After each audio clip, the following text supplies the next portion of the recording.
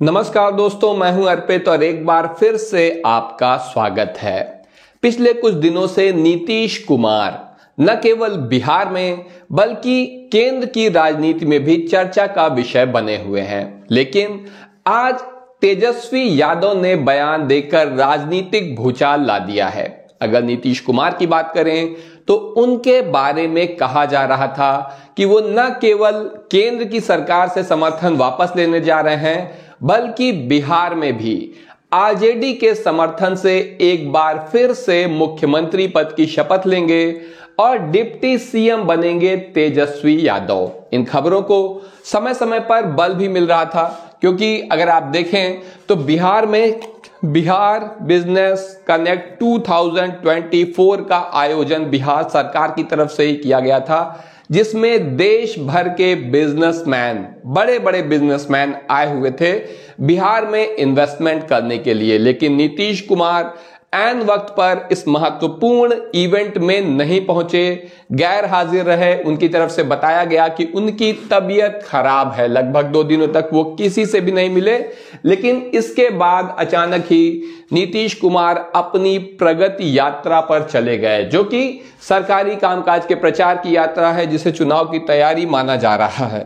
लेकिन एक सरकारी यात्रा होने के बावजूद बिहार के दोनों डिप्टी सीएम, जो कि भारतीय जनता पार्टी के कोटे से आते हैं, विजय कुमार सिन्हा और सम्राट चौधरी, इन दोनों ही लोगों को इस यात्रा में कोई हिस्सेदारी नहीं दी गई।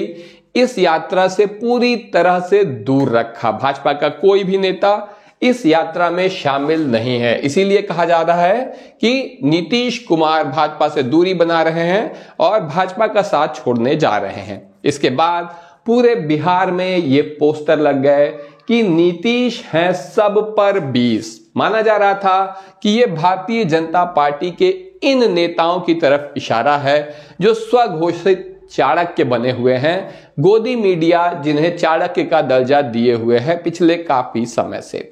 अमित शाह ने भी हरियाणा में भारतीय जनता पार्टी के मंथन शिविर में जब उनसे पूछा गया कि बिहार में गठबंधन का नेतृत्व कौन करेगा, तो इस सवाल पर चुप्पी साध गए। इसके बाद बिहार में ही बिहार प्रदेश अध्यक्ष ने भारतीय जनता पार्टी के कहा कि बिहार में कौन मुख्यमंत्री बनेगा, कौन गठबंधन का नेतृत्व करेगा, इस बारे में फैसला हमारी संसदीय बोर्ड की मीटिंग में लिया जाएगा। मतलब स्पष्ट है कि नीतीश कुमार को किसी न किसी तरीके से किनारे लगाए जाने का अनुमान लगने लगा था। और इसी दौरान भारतीय जनता पार्टी ने आनन फानन में बिहार में गवर्नर यानी कि राज्यपाल को भी बदला। आरिफ मोहम्मद खान को बिहार का गवर्नर नियुक्त किया गया। तभी से माना जा रहा था कि अब यहां कुछ बड़ा होने जा रहा है। लेकिन अब तेजस्वी यादव ने बहुत बड़ा बयान दिया है।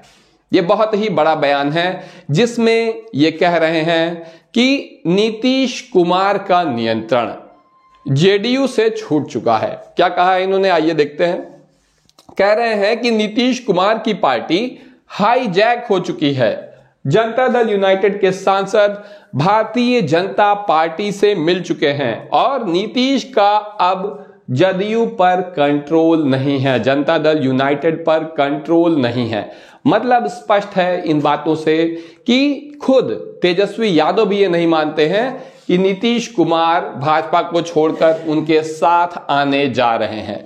कौन है नीतीश कुमार के वो सांसद जिनके बारे में कहा जा रहा है कि वो भारतीय जनता पार्टी के साथ चले गए हैं, जिन्होंने नीतीश कुमार को धोखा दे दिया है? अगर इसमें बात करें तो सबसे पहला नाम आता है लल्लन सिंह का, राजीव रंजन सिंह, जो कि जदयू के कोटे से केंद्रीय मंत्री हैं।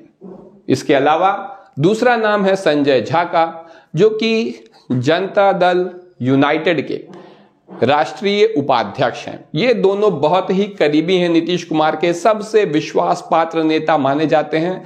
लेकिन इन्होंने ही ऐसा कहा जा रहा है कि नीतीश कुमार की पीठ में छुरा घोंप दिया है। इसके अलावा अगला नाम है लवली आनंद। लवली आनंद भी जदयू की बहुत ही मजबूत नेता मानी जाती है। नीतीश कुमार के करीबी नेताओं में से एक हैं। इसके अलावा विजय चौधरी हैं, विजय चौधरी की भी नीतीश कुमार से काफी करीबी है। और देवेश चंद्र ठाकुर भी उन नेताओं में हैं जो भारतीय जनता पार्टी के संपर्क में हैं और जदयू का साथ छोड़ने वाले हैं। अगर देखा जाए तो ये स्पष्ट है कि सवर्ण समाज से, जनरल कैटेगरी से आने वाले ज्यादातर नेता जो किसी भी पार्टी में हो, वो भारतीय जनता पार्टी के साथ जाने में संकोच नहीं कर रहे हैं। अगर यहां पर बात की जाए तो भारतीय जनता पार्टी यानी बीजेपी के अगर इतिहास को देखा जाए तो पार्टियों को तोड़ने में उसे खासा महारत हासिल है।